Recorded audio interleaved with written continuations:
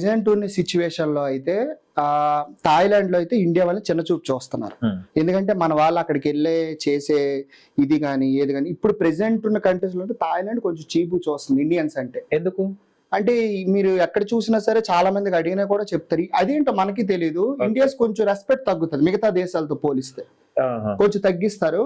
So వేరే ఇంకా మీరు ఆఫ్రికా ఎక్కడికైనా వెళ్ళినా సరే అక్కడ కూడా ఒక్క ఇండియానే కాదు ఎవరు వచ్చినా సరే వాళ్ళ ట్రీట్మెంట్ అంటే తక్కువగానే ఉంటది, అంటే వాళ్ళు అంతగా రిసీవ్ చేసుకోరు.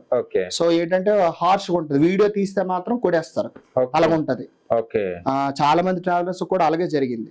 సో మీరు లేటెస్ట్ గా అన్వేష్ ఏదో స్టోరీ కూడా ఒకసారి అలాగే పెట్టారు, ఆయనకు కూడా ఆఫ్రికాలో కొంచెం ఏదో పెట్టారు. సో ఇలా జరుగుతుంటది. కొన్ని కంట్రీస్ లో అయితే ఇండియన్ కొంచెం చిన్న చూపు చూస్తారు, కొన్ని కంట్రీస్ లో ఇండియన్ చాలా చూపిస్తారు. చైనా లాంటి దాంట్లో అయితే ఇండియన్స్ వెళ్తే ఫొటోస్ తీసుకుంటారు. చైనా లాంటి కంట్రీలు అంటే వాళ్ళు ఇండియన్స్ అంటే అంత రెస్పెక్ట్ ఇస్తారు. కొన్ని కంట్రీస్ లో అయితే ఇండియన్స్ ని ఎత్తేస్తారు, కొన్ని కంట్రీస్ లో మొత్తం దింపేస్తారు. ఆఫ్రికా అప్పుడు అన్వేష్ కూడా కిడ్నాప్ అదేదో ఆయన ఒకసారి స్టోరీ పెట్టారు. అంటే ఏం చేస్తారు వాళ్ళు కిడ్నాప్ చేసి అంటే వాళ్ళు ఏం చేయరు, వాళ్ళు ఫస్ట్ ఏంటంటే వాళ్ళకి అక్కడ ఇన్కమ్ తక్కువ, అంటే ఎక్కువ మనీ ఉండదు వాళ్ళకి.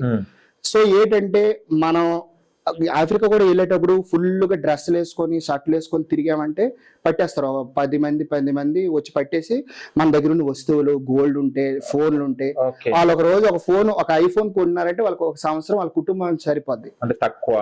వాళ్ళు అక్కడ తక్కువ కదా, సో కుటుంబం సరిపోద్ది కాబట్టి ఎక్కువ దొంగతనాలు గట్టి ఎక్కువ ఉంటాయి ఆఫ్రికాలో. సో అది కొంచెం కష్టం.